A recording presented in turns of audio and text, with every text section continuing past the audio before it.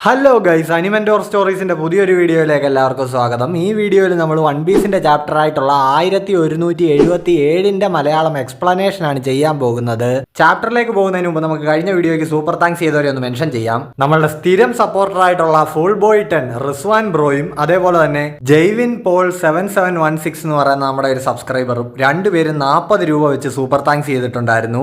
Guys, നിങ്ങളുടെ രണ്ടുപേരുടെ ഈ സപ്പോർട്ടിന് ഒരു വലിയ നന്ദിയുണ്ട്. നെക്സ്റ്റ് ഇപ്പോൾ റീസെന്റ് ആയിട്ട് വന്ന നമ്മുടെ ഒരു സ്ഥിരം സപ്പോർട്ടറാണ് ബ്ലാക്ക് ബി I2I ബ്രോ. 40 രൂപ സൂപ്പർ താങ്ക്സ് ചെയ്തിട്ടുണ്ടായിരുന്നു. ഉസോപ്പിന് പവറപ്പ് ഒന്നും കിട്ടിയില്ലെങ്കിലും ഈ ചാപ്റ്ററിൽ ഉസോപ്പിന് ഒരു കിടിലൻ മൊമെന്റ് അങ്ങനെ കിട്ടിയിട്ടുണ്ട് ബ്രോ. പിന്നെ ഇങ്ങനെ സപ്പോർട്ട് തന്ന് കൂടെ നിൽക്കുന്നതിന് ഒരു വലിയ നന്ദിയുണ്ട് ബ്രോ. അടുത്തതായിട്ട് നമ്മുടെ മറ്റൊരു സ്ഥിരം സപ്പോർട്ടർ അനു MTZ2715 അനുർവിൻ ബ്രോ 40 രൂപ സൂപ്പർ താങ്ക്സ് ചെയ്തിട്ടുണ്ടായിരുന്നു. ഈ സപ്പോർട്ടിന് ഒരു വലിയ നന്ദിയുണ്ട് അനുർവിൻ ബ്രോ. വീണ്ടും നമ്മുടെ ഒരു സ്ഥിരം സപ്പോർട്ടർ ആയിട്ടുള്ള അഭിനവ് ബ്രോ 100 രൂപ സൂപ്പർ താങ്ക്സ് ചെയ്തിട്ടുണ്ടായിരുന്നു. പനി പിടിച്ച് സൗണ്ട് എല്ലാം പോയി കിടക്കുകയായിരുന്നു. അതുകൊണ്ടായിരുന്നു ബ്രോ കഴിഞ്ഞ വീഡിയോയിൽ എനർജി കുറച്ച് കുറഞ്ഞ പോലെ ഫീൽ ചെയ്തത്. എന്നിട്ടും സ്ഥിരമായിട്ട് ഇങ്ങനെ കട്ട സപ്പോർട്ട് തന്ന് കൂടെ നിൽക്കുന്നതിന് ഒരു വലിയ നന്ദിയുണ്ട് bro. Last but not least ഫസിൻ 06 എന്ന് പറയുന്ന നമ്മുടെ ഒരു സബ്സ്ക്രൈബർ 40 രൂപ സൂപ്പർ താങ്ക്സ് ചെയ്തിട്ടുണ്ടായിരുന്നു. 10 ഫുൾ A+ കിട്ടാൻ പ്രാർത്ഥിക്കണമെന്ന് ബ്രോ പറഞ്ഞിട്ടുണ്ട്. ഒരു ടെൻഷനും വേണ്ട ബ്രോ, എഴുതിയ വിഷയങ്ങൾക്ക് എല്ലാ A+ തന്നെ കിട്ടട്ടെ. പിന്നെ ഈ സപ്പോർട്ടിന് ഒരു വലിയ നന്ദി. സോ ഇവരോടൊപ്പം തന്നെ എൻ്റെ video like, share, comment, hype ഒക്കെ ചെയ്ത് കട്ട സപ്പോർട്ട് തന്ന് കൂടെ നിൽക്കുന്ന എൻ്റെ മറ്റെല്ലാ സബ്സ്ക്രൈബേഴ്സിനും ഒരു വലിയ നന്ദി. കഴിഞ്ഞ വീഡിയോയിൽ എൻ്റെ സൗണ്ട് വ്യത്യാസം വന്നത് എല്ലാവരും നോട്ട് ചെയ്തു. കുറേ പേര് ചോദിച്ചിട്ടുണ്ടായിരുന്നു എന്താണെന്ന്. ആ സമയത്ത് തൊണ്ടയ്ക്ക് കുറച്ച് സീനൊക്കെ ആയിരുന്നു. ഇപ്പോൾ പ്രശ്നമൊന്നുമില്ല, എല്ലാം റെഡി ആയിട്ടുണ്ട്. പിന്നെ നിങ്ങളുടെ സപ്പോർട്ട് ഇങ്ങനെ തന്നെ കൂടെ ഉണ്ടാവണം. അതാണ് എന്നെ വീഡിയോസ് ഇടാനായിട്ട് എൻകറേജ് ചെയ്യിക്കുന്നത്. പിന്നെ നിങ്ങൾ ആരെങ്കിലും നമ്മുടെ ചാനൽ ഇതുവരെ സബ്സ്ക്രൈബ് ചെയ്തിട്ടില്ലെങ്കിൽ ഇപ്പം തന്നെ മറക്കാതെ ഒന്ന് സബ്സ്ക്രൈബ് ചെയ്ത് വെച്ചേക്കണേ. അപ്പോൾ ഇനി ഒട്ടും തന്നെ സമയങ്ങൾ നേരെ നമുക്ക് നമ്മുടെ ചാപ്റ്ററിലേക്ക് പോകാം. നമ്മുടെ കവർ ഫോട്ടോ എന്താണെന്ന് നോക്കുകയാണെങ്കിൽ ഗ്രൗണ്ടിനടിയിൽ ജീവിക്കുന്ന മോൾ എന്ന് പറയുന്ന ജീവികളുടെ കൂടെ ഇരുന്ന് ഗാർഡൻ ഉണ്ടാക്കുകയാണ് നമ്മുടെ റോബിൻ.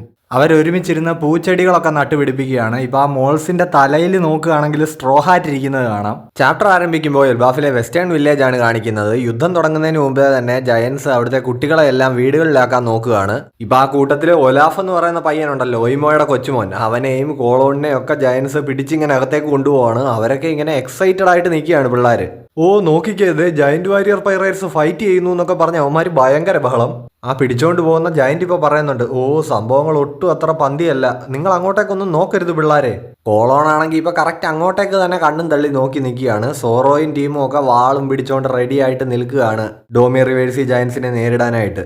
ഈ ഡീമൻസ് ആയ ജയൻസ് ആണെങ്കിൽ അവിടെ നിന്നിട്ട് ഡോറിയെയും ബ്രോഗിയെയും തിരിച്ച് ഡീമൻസ് ആവാൻ വേണ്ടിയിട്ട് നിർബന്ധിക്കുന്നുണ്ട്. ചീഫ് ഡോറി, ചീഫ് ബ്രോഗി, ഞങ്ങളുടെ അടുത്തേക്ക് തിരിച്ചു വരൂ. അൺലിമിറ്റഡ് ആയിട്ടുള്ള സ്ട്രെങ്തും നശിക്കാത്ത ഒരു ബോഡിയും നിങ്ങൾക്ക് കിട്ടും. ഇങ്ങനെ അതിശക്തനാണെന്നുള്ള ഈ ഫീലിംഗ് ഉണ്ടല്ലോ, ഇത് കിടിലമാണ്. ഇതിന് മേലെ മറ്റൊന്നുമില്ല. ഇതാണ് സ്വാതന്ത്ര്യം എന്നൊക്കെ പറഞ്ഞുകൊണ്ട് യുവന്മാരാകെ ബഹളം. ഞങ്ങളുടെ പവർ എങ്ങനെയുണ്ടെന്നൊന്ന് കണ്ടു നോക്കൂ ക്യാപ്റ്റൻ ഡോറി എന്ന് പറഞ്ഞുകൊണ്ട് ഒരു ജയന്റ് ഡോറിയെ അറ്റാക്ക് ചെയ്യാൻ വരുന്നുണ്ട്. ഇപ്പൊ ഡോറി അത് കൈവച്ച് തടുക്കുന്നുണ്ട്. ഇപ്പൊ ആ ഷീൽഡും തുളച്ച് കയ്യിലേക്ക് ആയുധം ഇങ്ങനെ കുത്തി കയറിയിട്ടുണ്ട്. ഡോറി ആണെങ്കിൽ എന്നിട്ട് ഇപ്പൊ ഈ ജയന്റിനോട് പറയുന്നുണ്ട്, ഈ എൽബാഫിന്റെ അഭിമാനം ഉയർത്തിപ്പിടിക്കുന്ന ഞങ്ങൾ ജയന്റ് വാരിയർ പൈറേറ്റ്സ് നിന്റെയൊക്കെ ഈ ഓഫറിൽ വീഴുമെന്ന് നിനക്കൊക്കെ തോന്നുന്നുണ്ടോ? നാണമില്ലടാ നിനക്കൊന്നും പൊട്ടന്മാരെ എന്ന് ചോദിച്ചുകൊണ്ട് ഇവർ ആ ഡോമി റിവേഴ്സി ജയൻസിന് നേരെ ചെല്ലുന്നുണ്ട്. ഇനി ആ സണ്ടർലമിലെ ലിഫ്റ്റിനടുത്തുള്ള ഭാഗം ചോപ്പറിന്റെ ഗ്രൂപ്പിനെയാണ് കാണിക്കുന്നത്. അവിടെ ഇപ്പോൾ കാഷിയുടെ ശബ്ദം നമുക്ക് കേൾക്കാം. പുള്ളിക്കാരൻ പറയുന്നുണ്ട്, ഗൈസ് നമ്മൾ ഒരുമിച്ച് ഫൈറ്റ് ചെയ്തിട്ടുള്ള സുഹൃത്തുക്കളാണ്. സോ നിങ്ങളെ ഉപദ്രവിക്കാൻ എനിക്ക് ഒരിക്കലും മനസ്സ് വരില്ല. ഇപ്പോ കാര്യം എന്താണെന്ന് നോക്കിയാൽ 2 ഡോമി റിവേഴ്സി ജയൻസ് ഇവിടെ ഇവരുടെ അടുത്ത് എത്തിയിട്ടുണ്ട്. അതിലൊരു ജയന്റ് ഇപ്പോൾ കാഷിയോട് പറയുന്നുണ്ട്, നിനക്ക് ഞങ്ങളെ വെട്ടി താഴെ ഇടാൻ വയ്യ എന്നോ? എന്തൊരു എക്സ്ക്യൂസ് ആടാ. മറ്റേ ജയന്റ് ആണെങ്കിൽ ഇപ്പോൾ കാഷിയെയും ഇതുപോലെ ഡീമൻ ആവാനായിട്ട് ഇൻവൈറ്റ് ചെയ്യുന്നുണ്ട്. ഭയങ്കര പവർഫുൾ ആയിട്ടുള്ള ബോഡിയൊക്കെ കിട്ടുമെന്ന് അവൻ പറയുന്നു. പിന്നെ അവൻ പറയുന്നുണ്ട്, നീ എന്താ കുറച്ചു മുമ്പേ പറഞ്ഞേ ഞങ്ങളെ ഉപദ്രവിക്കാൻ മടിയാണെന്നോ? പറയുന്നത് കേട്ടാ നിന്നെ കൊണ്ട് ഏതാണ്ട് അതിന് സാധിക്കുമെന്നുള്ളത് പോലെയാണല്ലോ. ധൈര്യം ഉണ്ടെങ്കിൽ ശ്രമിച്ചു നോക്കടാ കാഷി. ഇപ്പൊ അവിടെ സൈഡിൽ ഇരുന്ന് ചോപ്പറും ഗബാനും ഇതെല്ലാം കണ്ടോണ്ടിരിക്കുകയാണല്ലോ. ചോപ്പറാണെ അവിടെ നിന്ന് അലറുന്നുണ്ട്, അയ്യോ ഈ ഡീമൺ ജയൻസ് എല്ലാം മറ്റേ വഴി പോയെന്നാ ഞാൻ കരുതിയത്. കാഷി, ഇവരുടെ ഇടയിൽ പെട്ടുപോയി കഴിഞ്ഞാൽ നീ ഒരു ഡീമനായി മാറുമെന്നും അവൻ വിളിച്ചു പറയുന്നുണ്ട്. കാഷി, അവരോട് ഫൈറ്റ് ചെയ്യേ. എന്നെ കൊണ്ട് അതിന് കഴിയില്ല. ഞങ്ങൾ മുൻപ് വലിയ സുഹൃത്തുക്കളായിരുന്നു. അവരെ ഉപദ്രവിക്കാൻ എനിക്കാകില്ല. ആ ജയൻസ് ആണെങ്കിൽ ഇപ്പോൾ അറ്റാക്ക് ചെയ്യാനായിട്ട് കാഷിയുടെ അടുത്തേക്ക് വരുന്നുണ്ട്. ചോപ്പർ ഇപ്പോൾ കാഷിന്ന് ഉറക്കം വിളിക്കുന്നത് കേൾക്കാം. ഇപ്പോൾ ബ്രോഗിയുടെ അടുത്തേക്ക് വരുന്ന ഒരു ഡോമി റിവേഴ്സി ജയന്റിനോട് ബ്രോഗി പറയുന്നുണ്ട്, ഹേ ഗൻഡോണിയോ, നമ്മൾ വളരെ കാലങ്ങളായിട്ട് സുഹൃത്തുക്കളാണല്ലോ, പക്ഷെ നിനക്ക് ഇപ്പോഴും ഒരു മാറ്റവും ഇല്ല കേട്ടോ. ഒരു കടി കടിച്ചിട്ട് തരാമെന്നും പറഞ്ഞ് നീ എന്തെങ്കിലും സാധനം കഴിക്കാൻ മേടിച്ചു കഴിഞ്ഞാൽ നീ എപ്പോഴും അതിന്റെ പകുതിയും കഴിച്ചു തീർക്കും. എന്ന് പറഞ്ഞിട്ട് ബ്രോഗി ഇപ്പൊ അവനെ വെട്ടി 2 തുണ്ടമാക്കുന്നുണ്ട്. അവനാണെങ്കിലും ഇപ്പൊ സോറി ചീഫ് നലറി വിളിക്കുന്നുണ്ട്. ഗൺഗിനിയർ എന്ന് പറയുന്ന ഒരു അറ്റാക്ക് വെച്ചിട്ട് ഹാജുറുദ്ദീൻ ആ ജയൻസിനെയൊക്കെ ഇടിച്ച് 2 തുണ്ടമാക്കിക്കൊണ്ടിരിക്കുകയാണ്. ഡോറി ആണെങ്കിൽ ഇക്കൊക്കു സോവറനിറ്റി അറ്റാക്ക് വെച്ചിട്ട് എല്ലാത്തിനെയും വെട്ടിത്തള്ളുന്നു. ആ ഹാമർ വെച്ചിട്ട് ജൈജാന്റിക് ഡ്രം എന്ന് പറയുന്ന ഒരു അറ്റാക്ക് ചെയ്ത് സ്റ്റാൻസൺ ജയൻസിനെയൊക്കെ അടിച്ച് തെറിപ്പിക്കുന്നുണ്ട്. നെക്സ്റ്റ് നമ്മുടെ സോറോയുടെ ഊഴമാണ്. സാന്തോര്യു, റെഡ് ഓഗ്രേ, മെഗാ ഫ്യൂരി. അങ്ങനെ സോറോ ഇപ്പോൾ ഒരു ജയന്റിനെ വെട്ടി കഷണങ്ങളാക്കിയിരിക്കുകയാണ്. ഓ, അതൊരൊന്നൊന്നര സ്ട്രൈക്ക് ആയിരുന്നു എന്ന് ബാക്കിയുള്ളവരൊക്കെ വിളിച്ചു പറയുന്നുണ്ട്. എന്നിട്ട് ഇവർ ഈ ഡോമി റിവേഴ്സി ജയൻസിനോട് വിളിച്ചു പറയുന്നുണ്ട്, നിങ്ങൾ ഒരു കാര്യത്തിൽ ടെൻഷൻ അടിക്കണ്ട ഗൈസ്, ഞങ്ങൾ എങ്ങനെയൊക്കെ വെട്ടിയിട്ടാലും നിങ്ങൾ ചാകില്ല, ആ ഒരു ഉറപ്പ് തരാം. ജാർലിപ്പോൾ അവിടെ നിന്നുകൊണ്ട് പറയുന്നുണ്ട്, ഈ ഡോറിയും ബ്രോഗിയും ടീമും ഭയങ്കര എക്സൈറ്റഡ് ആയിട്ടാണല്ലോ ഈ ഡീമൻ ജയൻസിനെ എല്ലാം വെട്ടി താഴെ ഇടുന്നത്. അതോ ഇനി എന്റെ തോന്നലാണോ? ഇപ്പോൾ വീണ്ടും ചോപ്പറിന്റെ ഗ്രൂപ്പുള്ള ഭാഗം കാണിക്കുന്നുണ്ട്. കാശി ഇപ്പോഴും ആ ഡീമൻ ജയൻസിനെ ഇങ്ങനെ തടഞ്ഞു നിർത്തിക്കൊണ്ടിരിക്കുകയാണ്. കാശി, നിനക്ക് ഫൈറ്റ് ചെയ്യാൻ പറ്റില്ലെങ്കിൽ ഇവിടുന്ന് ഓടിപ്പൊക്കോന്ന് ചോപ്പറും ഗബാനും പറയുന്നുണ്ട്. ക്ഷമിക്കണം ഗൈസ്, എന്നെ കൊണ്ട് അതിന് പറ്റില്ല എന്നും പറഞ്ഞ് കാശി അവിടെ തന്നെ നിൽക്കുകയാണ്. ഗബാൻ ഇപ്പോൾ കയ്യിൽ മഴുവൊക്കെ എടുത്ത് ഫൈറ്റിന് തയ്യാറാവുകയാണ്. ചോപ്പർ ആണെങ്കിൽ ഒരു റംബിൾ ബോളും എടുത്ത് കഴിക്കുന്നു. അവൻ എന്നിട്ടിപ്പോൾ മോൺസ്റ്റർ പോയിന്റിലേക്ക് ട്രാൻസ്ഫോം ആയിട്ട്, നിർത്തടാ നാറി നിന്റെയൊക്കെ ഈ തോന്നിവാസം എന്നും പറഞ്ഞ ഒരു ജയന്റിന്റെ കർണക്കുറ്റി നോക്കി ഒരെണ്ണം കൊടുക്കുന്നുണ്ട്. അയ്യേ, ഇതാണോ നിന്റെ അറ്റാക്ക്, എനിക്കൊന്നും ആയില്ല എന്നും പറഞ്ഞ ആ ജയന്റ് നിൽക്കുകയും പെട്ടെന്ന് അവൻ തറയിലേക്ക് വീണ് ഫ്ലിപ്പായിട്ട് നോർമൽ ഫോമിലേക്ക് ട്രാൻസ്ഫോം ആവുന്നുണ്ട്. ഇതെന്ത് പണ്ടാരമാണെന്ന് ആലോചിച്ച് ചോപ്പറും ഞെട്ടുന്നുണ്ട്. കാശിയും ഗബാനും ഒക്കെ ആകെ ഞെട്ടി നിൽക്കുകയാണ്. സോ ഗൈസ്, അപ്പൊ ഇനി ആർക്കും ഒരു പവറപ്പ് കിട്ടിയില്ലെങ്കിലും ചോപ്പറിന് ഉറപ്പായിട്ട് ഒരു പവറപ്പ് വരുന്നുണ്ട്. അവന്റെ ഡെവിൾ ഫ്രൂട്ട് മോഡൽ ഏതാണെന്ന് ഓട ഇതുവരെ റിവീൽ ചെയ്യാത്തതിന്റെ പിന്നിൽ എന്തായാലും എന്തെങ്കിലും കാരണം ഉണ്ടായിരിക്കും. കാര്യം സോറോയും ടീമും അവിടെ എല്ലാത്തിനെയും പല സൈസിൽ പല ഡിസൈനിൽ വെട്ടിത്തള്ളിക്കൊണ്ടിരിക്കുക. ആരും നോർമൽ ഫോമിലേക്ക് എത്തുന്നില്ല. ചോപ്പർ ആണെങ്കിൽ ഒന്ന് തൊട്ടതേ ഉള്ളൂ. അപ്പൊ ചാപ്റ്ററിലേക്ക് തിരിച്ചു വന്ന ഇപ്പോ ഔൾ ലൈബ്രറിയെ എടുത്ത് നാമി ആണെങ്കിൽ ആ സിൽമാറ്റാക്ട് വെച്ചിട്ട് ബ്ലാക്ക് ബോൾസ് ഉണ്ടാക്കി സിയൂസിന് കഴിക്കാൻ കൊടുത്തോണ്ടിരിക്കുകയാണ്. സിയൂസ് ആണെങ്കിൽ കൊതിയോടെ അതിങ്ങനെ കഴിച്ചുകൊണ്ടിരിക്കുന്നു. ഇപ്പോ ഗില്ലിംഗ്ഹാമിന്റെ അറുത്തെടുത്ത തല ജിംബെ കൈ പിടിച്ചിട്ടുണ്ട്. ആ തല ഇപ്പൊ ഇങ്ങനെ കിടന്ന് സംസാരിക്കുന്നുണ്ട്. എടാ, നീയൊക്കെ ആരോടാണ് ഈ കളിക്കുന്നതെന്നറിയോ? ഈ ലോകം തന്നെ ഭരിക്കുന്ന ഞങ്ങൾക്കിട്ട് ഇങ്ങനെ പണിയാൻ നോക്കിയാ നീയൊക്കെ നരകം കാണും, നോക്കിക്കോ. ഗില്ലിംഗ്ഹാം ആണെങ്കിൽ ഇപ്പൊ ജിംബയോട് പറയുന്നുണ്ട്, വൃത്തികെട്ടവനെ എന്റെ ദേഹത്തുനിന്ന് കൈ എടുക്കടാന്ന്. എന്തായാലും കറക്റ്റ് ആളുടെ കയ്യിൽ തന്നെ ഗില്ലിംഗ്ഹാമിന്റെ തല ഏൽപ്പിച്ചു. ഇവന് ഫിഷ്മാൻ എന്ന് പറഞ്ഞു കഴിഞ്ഞാൽ അത്രയ്ക്ക് പുച്ഛമായിരുന്നല്ലോ. ജിംബെ ഇപ്പൊ ഗില്ലിംഗ്ഹാമിനോട് ചോദിക്കുന്നുണ്ട്, ഈ ഒരു അവസ്ഥയിലായിട്ട് പോലും നീ കുരയ്ക്കുന്നത് നിർത്തുന്നില്ലല്ലോടാ. ഇപ്പോൾ വെട്ടിയിട്ട് കഴിഞ്ഞാൽ ഈ ഗോഡ് നൈറ്റ്സിന്റെ ബോഡി റീജനറേറ്റ് ചെയ്യുമെന്ന് അറിയാവുന്നത് കൊണ്ടാണ് ഇവരിങ്ങനെ ഒരു പരിപാടി ചെയ്തത്. ബോഡി പാർട്സ് ആയിട്ട് വെട്ടിയിട്ട് ഇപ്പോൾ കൂട്ടിക്കെട്ടിക്കൊണ്ടിരിക്കുകയാണ്. ഫ്രാങ്കി ഇപ്പോൾ അവിടെ ഇരുന്നിട്ട് ഗില്ലിംഗ്ഹാമിന്റെ കാല് വരിഞ്ഞു മുറുക്കുന്നത് കാണാം. അതിനായിട്ട് ഇവർ ഉപയോഗിക്കുന്നത് ആ ഗുങ്കോയുടെ ബാൻഡേഡ് ആണെന്ന് തോന്നുന്നു. എന്ത് ചെയ്താലും അത് അഴിഞ്ഞു പോകത്തില്ലല്ലോ. സോ ഇവരുടെ പവർ കൊണ്ട് തന്നെ ഇവർക്ക് പണി കൊടുക്കുക. സോ ഇപ്പൊ ഈ ബോഡി പീസ് ആക്കിയിട്ട് കൂട്ടിക്കെട്ടുന്ന ഐഡിയ പറഞ്ഞു കൊടുത്തത് നാമി ആവാനേ വഴിയുള്ളൂ. കാര്യം പണ്ട് ബഗ്ഗിയെ തോൽപ്പിക്കാനായിട്ട് നാമി ചെയ്തതും ഇതേ ട്രിക്ക് തന്നെയാണല്ലോ. ഇപ്പൊ ഇവനെ ഒരു ബോക്സിലിട്ട് മൂടി വെച്ച് കഴിഞ്ഞാൽ ഇവന്റെ ശരീരം തമ്മിൽ കൂട്ടിച്ചേർക്കാൻ പറ്റത്തില്ലായിരിക്കും അല്ലേ എന്ന് ഫ്രാങ്കി ചോദിക്കുന്നുണ്ട്. ഇപ്പൊ നോക്കിയ സാഞ്ചി ആണെങ്കിൽ ഗില്ലിംഗ്ഹാമിന്റെ ബാക്കിയുള്ള തറയിൽ കിടക്കുന്ന ദേഹത്തിന്റെ പുറത്ത് കയറിയിരിക്കുകയാണ്. എന്നിട്ട് അവൻ പറയുന്നുണ്ട്, അതെ, ഒന്നാലോചിച്ച യുവന്മാരെ തറ പറ്റിക്കാനും ഇങ്ങനെ പല വഴികളുണ്ട്. പക്ഷെ ഞാൻ ആലോചിക്കുന്നത് അതല്ല. ഈ ഹോളി നൈറ്റ്സ് എന്ന് പറഞ്ഞപ്പോൾ ഞാൻ എന്തൊക്കെയോ പ്രതീക്ഷിച്ചു. ഇത് ചുമ്മാ ഇത്രയ്ക്ക് വീക്കായിട്ടുള്ള യുവന്മാരാണോ ആ ഹോളി ലാൻഡ് പ്രൊട്ടക്ട് ചെയ്യുന്നത്? ഫ്രാങ്കി ആണെങ്കിൽ പറയുന്നുണ്ട്, നമ്മളിപ്പം നല്ല സ്ട്രോങ് ആയി, അതുകൊണ്ടാ സാഞ്ചി അങ്ങനെ തോന്നുന്നത്. ലൂഫി ഇപ്പോ 4 എംപറേഴ്സിൽ ഒരാളല്ലേ, അതിലും അത്ഭുതപ്പെടാനൊന്നുമില്ല. ശരിയാണ്. പക്ഷേ എന്നാലും ഇവനെ പോലുള്ള കീടങ്ങളാണ് എൽബാഫിനെ ഇത്രയും നേരം ബുദ്ധിമുട്ടിച്ചതെന്ന് ഓർക്കുമ്പോഴാണ് എനിക്ക് ചൊറിഞ്ഞു വരുന്നത്. ഇപ്പൊ ഇതെല്ലാം കേൾക്കുന്ന ഗില്ലിംഗ്ഹാം പറയുന്നുണ്ട്, എടാ നാറികളെ, ഞങ്ങളെ അങ്ങനെ അണ്ടർ എസ്റ്റിമേറ്റ് ചെയ്യൊന്നും വേണ്ട. ജിംബെ ഇപ്പൊ പറയുന്നുണ്ട്, ഇവരിൽ 2 പേര് മാത്രമേ വീണിട്ടുള്ളൂ, ഒരാൾ ഇപ്പോഴും പരിക്കൊന്നും പറ്റാതെ ഇവിടെ തന്നെ ഉണ്ട്. സോ നമ്മുടെ ശ്രദ്ധ തെറ്റാൻ പാടില്ല. നാമി ആണെങ്കിൽ ഇപ്പോൾ ഈ ബ്ലാക്ക് ബോൾസ് എല്ലാം കൊടുത്തിട്ട് സിയൂസിനോട് പറയുന്നുണ്ട്, സീസേ, എൽബാഫ് മുഴുവൻ തീ പടർന്നുകൊണ്ടിരിക്കുക. സോ നീ പെട്ടെന്ന് ഇവിടെ എല്ലാം മഴ പെയ്യിക്കണം. ഉറപ്പായിട്ട് ഞാനത് ചെയ്യാൻ നാമി എന്ന് സിയൂസും പറയുന്നുണ്ട്. ഇപ്പോഴാണ് അങ്ങോട്ടേക്ക് ആ മോൺസ്റ്റേഴ്സിനെ എല്ലാം കത്തിച്ചുകൊണ്ട് ഡ്രാഗൺ ഫോമിലുള്ള ലോക്കിയും പിന്നെ ലൂഫിയും റാഗ്നറും കൂടെ വരുന്നത്. നാമി, സാഞ്ചി, ഫ്രാങ്കി, ജിംബെ എന്തൊക്കെയുണ്ട്? ആ ഡ്രാഗണിനെ കണ്ടിട്ട് ഇപ്പൊ ജിംബെ പറയുന്നുണ്ട്, ഇതെന്തു വലിയ സൈസാ, കണ്ടിട്ടൊരു സീ കിങ്ങിനെ പോലെ ഉണ്ട്. താഴെ നിന്ന് ലൂഫിയോടൊപ്പം വന്നതല്ലേ ഈ ഡ്രാഗൺ. അപ്പോ ഇത് ലോക്കിയാണോ എന്ന് ചോദിച്ച് സാഞ്ചി ഞെട്ടുന്നുണ്ട്. അപ്പൊ ഇത് ലൂഫിയുടെ ഫ്രണ്ടാണോ? അത് പൊളിച്ചു എന്ന് ഫ്രാങ്കി പറയുന്നുണ്ട്.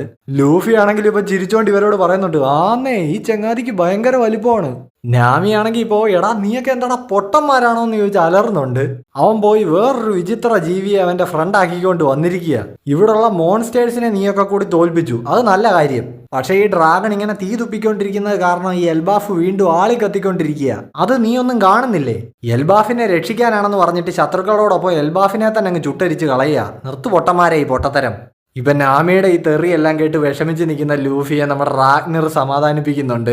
ഇതെല്ലാം കേട്ടിട്ട് ഇപ്പോൾ ലൂഫി നേരെ ലോക്കിയെ എടുത്ത് ചാടി കടിക്കുന്നുണ്ട്. കണ്ടോടാ ലോക്കി, നീ കാരണമാണ് ഇപ്പൊ ഇവളുടെ വായിരിക്കുന്ന തെറി മൊത്തം ഞാൻ കേട്ടത്. ലോക്കി ഇപ്പൊ പറയുന്നുണ്ട്, എൽബാഫിന്റെ പേരിന് നാശം വരുത്താൻ നോക്കിയവന്മാരെയാണ് ഞാൻ തീർത്തത്. അതിനിങ്ങനെ നിന്റെ ക്രൂമേറ്റ്സിന്റെ വായിരിക്കുന്ന തെറി കേൾക്കേണ്ട ആവശ്യമൊന്നും എനിക്കില്ല എന്നും പറഞ്ഞുകൊണ്ട് ലോക്കി ഇപ്പോൾ വലിയൊരു മിന്നലിന്റെ ബീം ലൂഫിക്ക് നേരെ തുപ്പുന്നുണ്ട്. അത്രയും വലിയ മിന്നൽ അടിച്ചിട്ട് ലൂഫി ഇപ്പോൾ പയർ പോലെ നിൽക്കുന്നുണ്ട്. മറ്റേ സ്കൈപ്പിയയിൽ വെച്ചിട്ട് എനേരുവിന്റെ ലൈറ്റനിങ് അറ്റാക്ക് കിട്ടിയപ്പോൾ നിന്ന പോലെ. മിന്നലായിരുന്നു, അപ്പൊ കുഴപ്പമൊന്നുമില്ല എന്ന് ലൂഫി പറയുന്നുണ്ട്. ഇവന് തന്നെ അല്ലടാ ഈ അറ്റാക്ക് ഒന്നും ഏശിയെന്ന് ചോദിച്ചു ലോക്കി ഇങ്ങനെ അമ്പരന്ന് നിൽക്കുന്നുണ്ട്. എനിക്ക് ഈ അറ്റാക്ക് വല്ലതും ഏശിയിരുന്നെങ്കിൽ പൊന്നു മോനെ നിന്നെ ഇപ്പൊ ഞാൻ തൂക്കി തോട്ടിക്കളഞ്ഞേനെ എന്ന് ലൂഫി പറയുന്നുണ്ട്. വേൾഡിലെ ഏറ്റവും വലിയ ഡ്രാഗൺ പൂച്ചയെ പോലെയുള്ളൂ ലൂഫിക്ക്. പെട്ടെന്ന് എന്തോ ഒരു ശബ്ദം കേട്ടിട്ട് ലൂഫി അങ്ങോട്ട് ശ്രദ്ധിക്കുന്നുണ്ട്. ഇനി 8-ാം നമ്പർ മരക്കൊമ്പില് ഉസോപ്പ് ഉള്ള ഭാഗമാണ് നമ്മളെ കാണിക്കുന്നത്. അവനാണെങ്കിൽ ബ്രൂക്കിനെ ഹെൽപ്പ് ചെയ്യാനായിട്ട് എത്തിയതായിരുന്നു. പക്ഷെ ഗുങ്കോ അവരെ രണ്ടുപേരെയും ഡിഫീറ്റ് ചെയ്ത് താഴെ ഇട്ടിരിക്കുകയാണ്. ഇപ്പൊ അതിന്റെ ശബ്ദവും ബഹളവും ഒക്കെയാണ് ലൂഫി അവിടെ കേട്ടത്. ഇപ്പോ ഗുങ്കോയുടെ അറ്റാക്കിൽ അവിടെ വീണ് കിടക്കുന്ന ബ്രൂക്ക് ഉസോപ്പിനോട് പറയുന്നുണ്ട്, ഉസോപ്പ് സാൻ എത്രയും പെട്ടെന്ന് ഇവിടുന്ന് ഓടി രക്ഷപ്പെടാൻ നോക്ക്. ഞാൻ എന്റെ പേഴ്സണലായിട്ടുള്ള ചില കാരണങ്ങൾ കൊണ്ടാണ് ഇവിടെ ഇവളോട് ഫൈറ്റ് ചെയ്യാനായിട്ട് വന്നത്. നമ്മുടെ ഈ മുന്നിൽ നിൽക്കുന്ന ശത്രു വളരെ ഡേഞ്ചറസ് ആയിട്ടുള്ള ഒരാളാണ്. ഇപ്പോ ഉസോപ്പും ആകെ പരിക്കൊക്കെ പറ്റി ചോരയൊക്കെ ഒലിച്ചിങ്ങനെ തറയിൽ കിടക്കുകയാണ്. അവൻ പതുക്കെ എഴുന്നേക്കാനായിട്ട് ശ്രമിക്കുന്നുണ്ട്.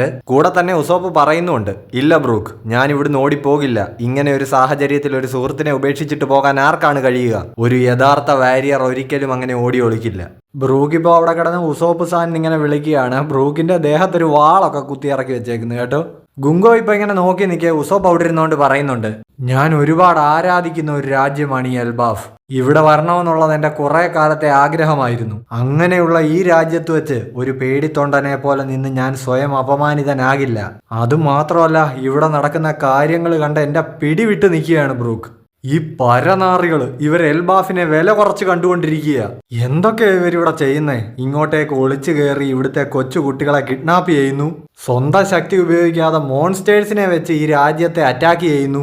എൽബാഫിന്റെ അഭിമാനം ഉയർത്തിപ്പിടിക്കുന്ന വാരിയേഴ്സ് ആയിട്ടുള്ള ജയൻസിന്റെ മൈൻഡ് കൺട്രോൾ ചെയ്ത് അവരെ പരസ്പരം യുദ്ധം ചെയ്യിക്കുന്നു. ഇങ്ങനെ ഒരു മൂന്നാംകിട പ്ലാൻ ഇവിടെ ഈ എൽബാഫിൽ ഇറക്കാൻ നിനക്കൊക്കെ എങ്ങനെ ധൈര്യം വന്നടാ നാണം കെട്ട നാറികളെ എന്ന് ഉസോപ്പ് പറഞ്ഞു തീരുന്നതിന് മുന്നേ ഗുങ്കോ ഓടി വന്നിട്ട് ഉസോപ്പിനെ ഒരൊറ്റ തൊഴിലൊഴിക്കുന്നുണ്ട്.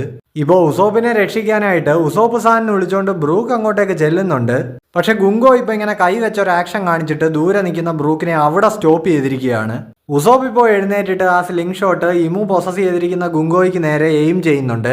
അവനിപ്പോ ഭയങ്കര എക്സോസ്റ്റഡ് ആണ്. അവനിങ്ങനെ കിതച്ചുകൊണ്ട് പറയുന്നുണ്ട്, ഈ എൽബാഫ് ഇത് വാളും പരിചയമേന്തുന്ന പ്രൗഡായിട്ടുള്ള വാരിയേഴ്സിന്റെ ലാൻഡാണ്. സ്വന്തം ജീവൻ പണയം വെച്ച് ഫൈറ്റ് ചെയ്യുന്ന പോരാളികളുടെ രാജ്യം. ഇവരെ കീഴടക്കണമെങ്കിൽ അന്തസ്സായിട്ട് ഇവരോട് നേർക്ക് നേർന്ന് ഫൈറ്റ് ചെയ്യാൻ നോക്ക്. അതിനുറപ്പില്ലാത്ത നീ വെറും ഭീരുവാണ്. ഒരു ഭരണാധികാരി എപ്പോഴും മറ്റുള്ളവരെ കൊണ്ട് കാര്യങ്ങൾ ചെയ്യിപ്പിക്കാറാണ് പതിവ്, ഡയറക്റ്റായി ഒന്നും ചെയ്യാറില്ല എന്ന് ഇമു പറയുന്നുണ്ട്. ഉസോപ്പ് ഇപ്പോൾ ഉടനെ സ്കൾ ബോംബ് ഗ്രാസ് അറ്റാക്ക് ചെയ്യാനായിട്ട് തുടങ്ങുകയും ഗുങ്കോ ഞൊടിയിടയിൽ ഉസോപ്പിന്റെ മുന്നിൽ വന്നിട്ട് ആ ബ്രൂക്കിനെ ചെയ്തതുപോലെ ഇങ്ങനെ ഹാൻഡ് സിഗ്നൽ കാണിക്കുന്നുണ്ട്. ഉസോപ്പ് ആണെങ്കിൽ ഇതൊക്കെ കണ്ടിട്ട് ഇങ്ങനെ അന്തിച്ച് നിൽക്കുകയാണ്. ഗുങ്കോ ഇപ്പോൾ പറയുന്നുണ്ട്, ഫയർ. സോ ആ സ്കൾ ബോംബ് ഗ്രാസ് ഇപ്പോൾ ഉസോപ്പിന്റെ തൊട്ടടുത്തായിട്ട് പൊട്ടിത്തെറിക്കുന്നുണ്ട്. ആ അറ്റാക്കിൽ ഇപ്പോൾ ഉസോപ്പും താഴെ വീണു, ബ്രൂക്കും താഴെ വീണു. ഗുങ്കോയുടെ ദേഹം മുഴുവനാണെങ്കിൽ പൊട്ടിത്തെറിച്ചിട്ട് ഇപ്പോൾ റീജനറേറ്റ് ആവുന്നുണ്ട്. ഇങ്ങോട്ടേക്ക് ഇപ്പോൾ നമ്മുടെ ലൂഫിയും ലോക്കിയും റാഗ്നറും വന്നിട്ടുണ്ട്. ഉസോപ്പും ബ്രൂക്കും വീണത് കണ്ട് ഞെട്ടിയ ലൂഫി അവരുടെ അടുത്തേക്ക് ഓടി ചെല്ലുന്നുണ്ട്. ഇമു ആണെങ്കിൽ ഇപ്പോൾ ഫുള്ളായിട്ട് റീജനറേറ്റ് ആയിട്ടുണ്ട്. ഇപ്പോൾ ആ ഇമുവിന്റെ മുന്നിൽ നിൽക്കുന്ന ലോക്കി പറയുന്നുണ്ട്, ഇതാണ് അയാൾ, അങ്ങ് താഴെ അണ്ടർവേൾഡ് വരെ എത്തിയ ആ ഹാക്കിയുടെ ഉടമ ഇതാണ്. ഗുങ്കോ ആണെങ്കിൽ ഇപ്പോൾ ഒന്നും മിണ്ടാതെ ഇവരെ നിന്നിങ്ങനെ ശ്രദ്ധിക്കുകയാണ്.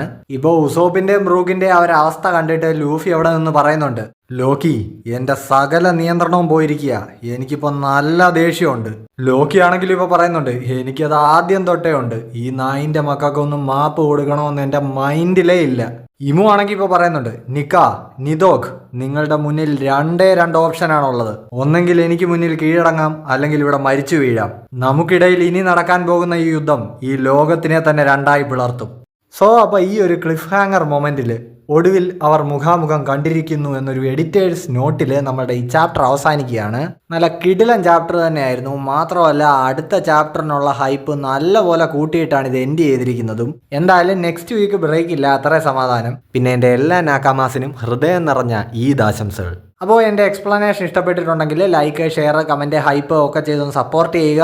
ചാനൽ സബ്സ്ക്രൈബ് ചെയ്തിട്ടില്ലാത്തവരും മറക്കാതെ ഒന്ന് സബ്സ്ക്രൈബ് കൂടി ചെയ്യണം. അപ്പോൾ നെക്സ്റ്റ് ചാപ്റ്ററിൻ്റെ എക്സ്പ്ലനേഷനുമായിട്ട് നെക്സ്റ്റ് വീക്ക് കാണുന്നവരേക്കും ബൈ ബൈ.